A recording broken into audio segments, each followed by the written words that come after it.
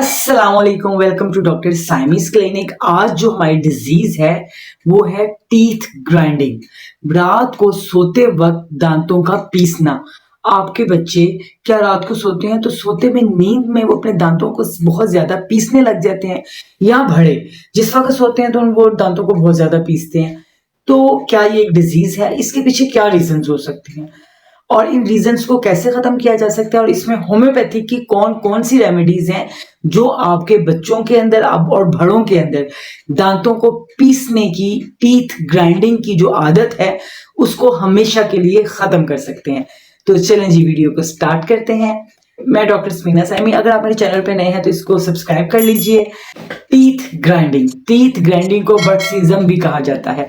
Teeth grinding में होता क्या है कि जिस वक्त बच्चा रात को सोता है तो नींद में वो बहुत ज्यादा दांतों को पीसता है, जिसके पीसने की जो आवाज है ना, बहुत ही इरिटेट सी होती है।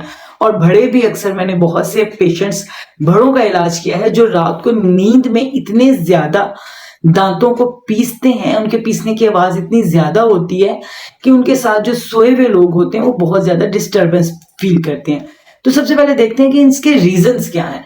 इसके जो रीजंस हैं उसमें सबसे पहला रीजन है वो है डाइजेस्टिव सिस्टम। जब डाइजेस्टिव सिस्टम में प्रॉब्लम आती है, यानी कि जो भी खाना पेशेंट खा रहा होता है वो खाना सही तरह हजम नहीं होता, या उसके अंदर विटामिन न्यूट्रिशंस वैल्यू कम होती हैं और वो ज्यादातर इस तरह की चीजें खाता है जैसे जंक फूड वगैरह, जिसको डाइजेस्ट करना मुश्किल हो रहा होता है।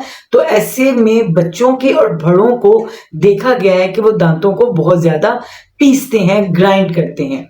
और दूसरा जो रीजन है जो बच्चों में बहुत ज्यादा देखने में, और बड़ों में भी, बड़े भी बहुत से पेशेंट देखे हैं जिनको पेट में कीड़े की वजह से पेट में कीड़े हो जाते हैं, क्योंकि बच्चे जो हैं वो अपने हाइजीन का ख्याल नहीं रखते हैं, हाथ साफ नहीं करते हैं और गंदे हाथों से खाना पीना जारी रखते हैं। तो ऐसी गंदगी अंदर जाने की वजह से पेट में कीड़े पलना शुरू हो जाते हैं, और वो कीड़े जब ज्यादा पलते जाते हैं तो एक सिम्टम आती है जिस वक्त पेशेंट सोता है तो वो स्टमक में इरिटेशन पैदा करते हैं, इचिंग पैदा करते हैं, जिसकी वजह से पेशेंट जो है सोते में अपने दांत को पीसना शुरू कर देता है। अब जो इसकी तीसरी बड़ी वजह है वो है एंजाइटी, डिप्रेशन। अगर बच्चों में देखा जाए तो बच्चों में दांत पीसने की रेशियो सबसे ज्यादा देखी गई है जिन बच्चों को घर से डांट पड़ती है, जिन बच्चों के ऊपर क्रिटिसिज्म ज्यादा होता है, जिन बच्चों को बहुत ज्यादा नोक झोंक की जाती है, और जिन बच्चों को बहुत ज्यादा डांटा जाता है, छोटी छोटी बात पे बहुत ही डांटा जाता है। और वो बच्चे कुछ बच्चों को आप डांटो एक बात को तो आपको 10 बातें आगे सुनाते हैं, अपना गुबार निकाल लेते हैं। सेम इसी तरह कुछ बड़े भी, जिनको आप कोई बात करो, जिन पे क्रिटिसिज्म करो तो वो आपको एक बात पे 10 जवाब दे देते हैं।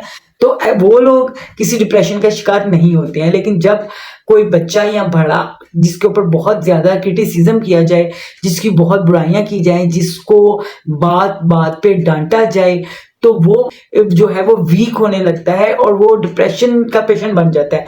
तो मेंटली डिस्टरबेंस की वजह से भी जो पेशेंट है वो रात को सोते वक्त अपने दांतों को पीसता है। तो ये तो कुछ बहुत कॉमन कॉजेस थे जिसकी वजह से रात को पेशेंट जो है वो दांतों को पीसता है। तो अब इसका ट्रीटमेंट क्या है? इसका ट्रीटमेंट यही है कि अपनी लाइफस्टाइल को हेल्दी कीजिए, अपने सोने के पैटर्न को ठीक कीजिए, अपनी और अपने बच्चे की हाइजीन का पूरा मुकम्मल ध्यान रखिए। बच्चे खाने से पहले हाथ जरूर वॉश करें, और बड़े भी अपनी हाइजीन का बिल्कुल ख्याल रखें। और अब हम जिक्र कर लेते हैं कि होम्योपैथिक इसमें आपकी हेल्प कैसे करती है। तो होम्योपैथिक की चंद अद्वियात मैं आपको बता रही हूँ जो मैंने खुद से और मेरे सीनियर डॉक्टर्स ने अपनी प्रैक्टिस में बच्चों की ग्राइंडिंग ऑफ टीथ के मर्ज का इलाज करने के लिए यूज की। वैसे आपको पता है होम्योपैथिक तरीका इलाज पेशेंट टू पेशेंट वेरी करता है, और हर पेशेंट की जो मेडिसिन है वो दूसरे पेशेंट से डिफरेंट होती है। तो कभी भी मैं सेल्फ मेडिकेशन का मशवरा आपको नहीं दूंगी। अपने करीबी होम्योपैथिक डॉक्टर के पास जाके अपनी तमाम सिम्टम्स को बता के आपने अपनी जो मेडिसिन है उसको डायग्नोज करवाना है। आज हम उन मेडिसिन का जिक्र करने लगे हैं जो इस डिजीज में जिसने सबसे अच्छे इफेक्ट्स दिखाए। उसमें सरफहरिस्त है सीना 30 में अगर आप ले आए तो सीना ऐसी मेडिसिन है कि जो बच्चों के अंदर दांत पीसने का जो प्रॉब्लम है वो पेट में कीड़ों की वजह से हो, तो सीना जो है वो बहुत अच्छा काम करती है। आपको लगे कि बच्चा है और उसका पेट अलहदा से ढोल की तरह निकल रहा है, वैसे वो वीक है और उसके पेट में कीड़े बन रहे हैं और उसको भूख नहीं लग रही है, तो ऐसी कंडीशन में आप सीना 30 में कुछ दिन देंगे, जिससे उसके पेट के कीड़े भी खत्म होना शुरू होंगे और बच्चा जो है दांत पीसने की आदत से बच जाएगा। उसके बाद जो नेक्स्ट है वो सेंटोनाइन है। नाइन सेंटोनियम 30 में जो मेडिसिन है, ये ऐसे बच्चों को दी जाती है या ऐसे बड़ों को दी जाती है जिनके पेट में कीड़े होते हैं, लेकिन कीड़े जो हैं वो किसी सूरत भी कम नहीं होते हैं। कीड़ों की जो ग्रोथ है ना वो डे बाय डे बढ़ती जाती है, वो मल्टीप्लाई, कीड़े से एग बना, एग से फिर कीड़े बने, उसने और एग दिए, कीड़े बने, मल्टीप्लाई होते रहते हैं। और ऐसे पेशेंट अक्सर अपने स्टूल में बहुत ज्यादा छोटे छोटे से कीड़ों की कंप्लेन भी करते हैं कि हमने स्टूल पास किया उसमें हमें बहुत ज्यादा व्हाइट कलर के छोटे छोटे से कीड़े जो हैं वो नजर आए। तो ऐसी कंडीशन जिसमें पेट में कीड़े जो हैं वो बहुत ज्यादा तादाद में हो, बहुत लंबे अरसे से हो, बहुत सी मेडिसिन लेने के बाद भी ठीक ना हो रहे हो और पेशेंट को भूख बिल्कुल ना लगती हो, उसका निजामे इन हजाम जो है बिल्कुल ही प्रॉपरली काम ना करता हो, उसके मुंह के अंदर से बादी वाला पानी सलाइवा बहुत ज्यादा बनता हो और पेशेंट बहुत ज्यादा टीथ ग्राइंडिंग करता हो, तो ये मेडिसिन उसके लिए बहुत अच्छा इफेक्ट करती है।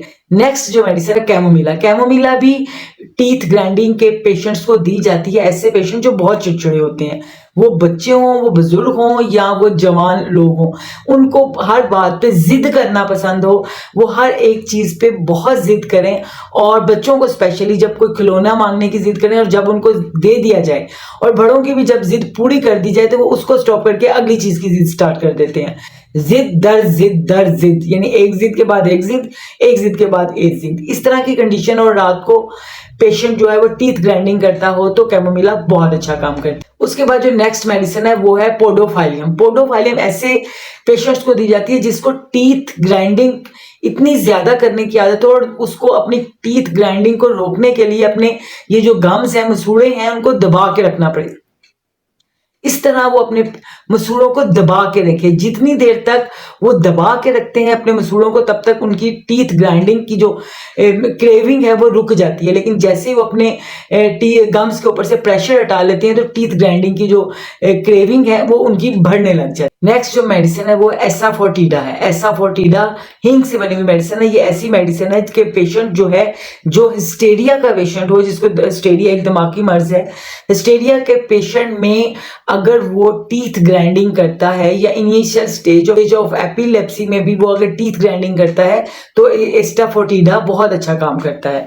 जो है वो प्लेटिंगो मेजर है। प्लेटिंगो मेजर ऐसे पेशेंट को दी जाती है जिसके दांत में दर्द हो, मसूड़े सूजे हो और उसके साथ साथ वो अपने टीथ ग्राइंडिंग करता हो। तो ये वो मेडिसिन थी जिनको आप यूज करके, प्लेटिंगो मेजर को आप ज्यादातर दांतों के मसले में यूज किया जाता है। अगर गम्स उसके खराब हैं, दांत में दर्द है, गम्स के अंदर स्वेलिंग है, तो प्लेटिंगा मेजर को मदर टेंशन में दांतों के ऊपर भी लगाया जा सकता है और पिया भी जा सकता है। इससे जो पेशेंट है अपनी दांत ग्राइंडिंग का मसला भी उनका हल होगा और साथ साथ जो मसूड़ों में दर्द और दांत में दर्द है वो भी ठीक होगी। तो ये वो मेडिसिन थी जिनके इस्तेमाल से पेशेंट जो है वो टीथ ग्राइंडिंग को रोक सकता है। आई होप सो ये इन्फॉर्मेशन आपके लिए बेनिफिशियल होगी। रोज 8 बजे पाकिस्तान के स्टैंडर्ड टाइम के मुताबिक मैं लाइव सेशन करती हूँ, लाइव स्ट्रीमिंग करती हूँ। आपका अगर कोई क्वेश्चन है, कोई क्वेरीज है, तो आप उस लाइव सेशन में ज्वाइन करके आप वो क्वेश्चन पूछ सकते हैं। तो बस इतना ही, मिलते हैं नेक्स्ट टॉपिक के साथ। तब तक के लिए अल्लाह हाफिज। पाकिस्तान जिंदाबाद।